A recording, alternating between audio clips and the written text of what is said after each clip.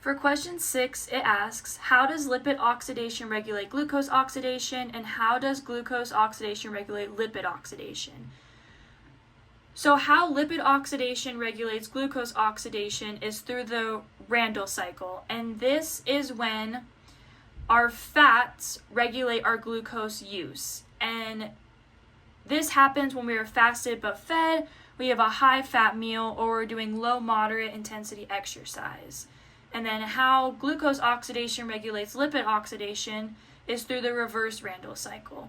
And this is when glucose regulates fat use and we have a high carbohydrate meal, or we are doing moderate to high intensity exercise.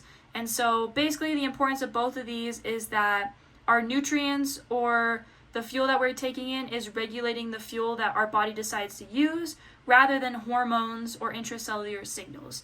So basically what happens on both sides of this diagram that I drew before I go into details of each is that long chain fatty acids enter from the blood into the muscle through the transport protein fat CD36. They go from the cytosol to the mitochondria through CAT1 embedded in the muscle. We now have fatty acid coenzyme A that enters beta oxidation and is converted to acetyl-CoA. On the other side, we have glycolysis, so we have glucose uptake into the muscle by the transporter GLUT4 embedded in the muscle.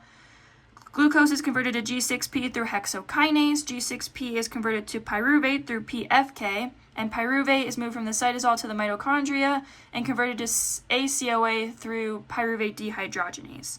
So basically now looking at the Randle cycle, when our fats are regular glucose use, this is when we have a high fat meal, so we have a lot of fats coming in, or we are exercising at a low moderate intensity when we're mainly prioritizing using our fats before we cross over at a higher intensity to use our carbs. So we have a lot of long chain fatty acids coming in, and what happens is the citrate in the mitochondria goes and inhibits PDH, which that decreases the amount of pyruvate being converted to acetyl-CoA. Further, the citrate in the cytosol inhibits PFK, which is one of the important enzymes in glycolysis. So we're starting to slow down glycolysis. And the citrate in the cytosol also goes and inhibits GLUT4. This decreases the amount of glucose being taken up by the muscle. And that's important because we need glucose taken up into the muscle in order for glycolysis to happen. In addition, from glycolysis, pyruvate is converted to lactate, and that lactate also goes and inhibits PFK.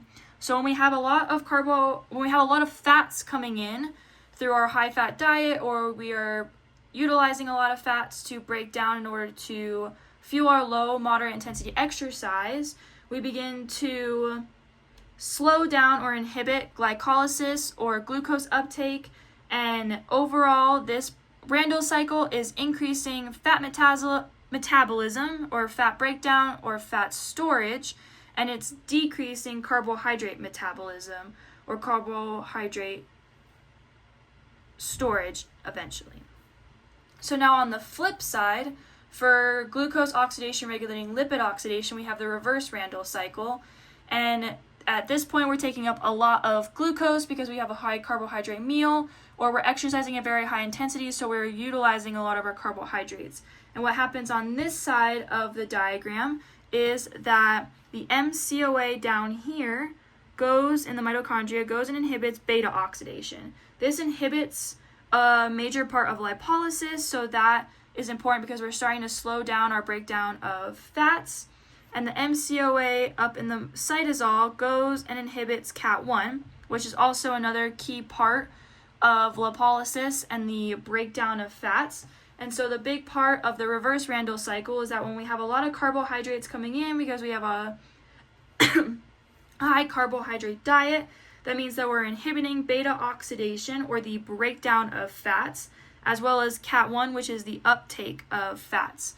So basically with these cycles, the Randle cycle, we are increasing the amount of uptake of fats and the breakdown storage of fats, decreasing carbohydrate metabolism. And with the reverse Randle cycle, we are increasing the amount of carbohydrate metabolism. We are doing intake and glycolysis and stuff like that, and we are decreasing the amount of fat breakdown and storage we are doing.